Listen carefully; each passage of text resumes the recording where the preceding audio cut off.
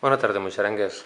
A continuació us vaig a fer un vídeo tutorial de com rellenar el Doodle. Llavors, entraríeu al WhatsApp, seleccionaríeu el Doodle el que voleu rellenar, el navegador, tot seguit es carregaria la pàgina del Doodle.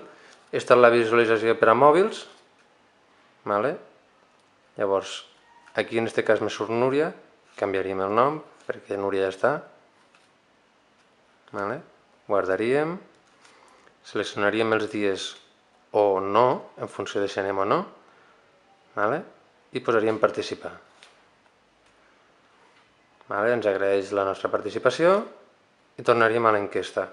Això seria en cas de que una persona individualment rellenés el Doodle. Per als casos de que les famílies que siguin més d'un membre, jo els aconsello que aquí a mà dreta, de la mà dreta, aquí de la mà dreta, hi ha un desplegable en opcions. Una d'elles és Use your desktop site, és a dir, visualitzar com si fos un ordinador de sobre taula, és a dir, el de casa. Llavors, ens apareix, se visualitza diferent i tenim l'opció d'anar introduint gent, Pepito,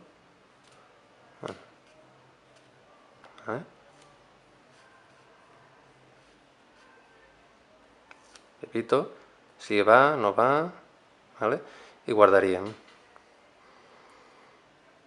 A continuació, tornaríem a l'enquesta i posaríem un altre. Ficaríem a Juanito, per exemple. Juanito no anirà, i guardaríem. Que hi ha un altre membre de la família, tornem a l'enquesta i tornem a afegir un altre. Què aconseguim en això? Anar introduint a tots els membres de la família. Que ens hem equivocat, que hem escrit malament el nom, seleccionem damunt del nom i podem editar-lo o bé borrar-lo.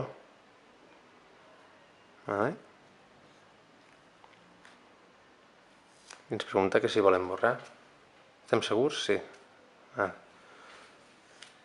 O volem editar-lo. I en més de Juanito li podem posar un accent, el que sigui. Una de les altres opcions que tenim és afegir comentaris. En aquest cas, tractant-se del Doodle del concurs casteller, és aconsellable que cada un digui la talla que gasta de jersey, per a mi una XL. Aquí aniria el nom.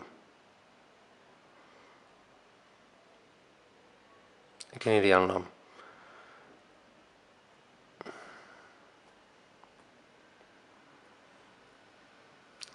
Ficaríem el nostre nom i el comentari. Per mi una XL,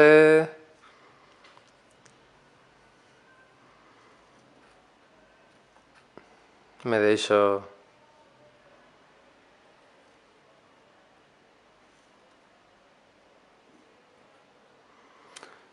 u 67, perdó.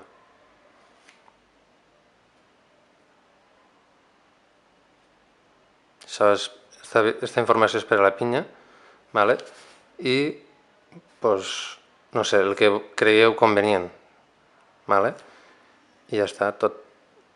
I finalment, guardar el comentari i ja està. I això és tot. Si teniu algun dubte, me'l podeu preguntar, o si creieu que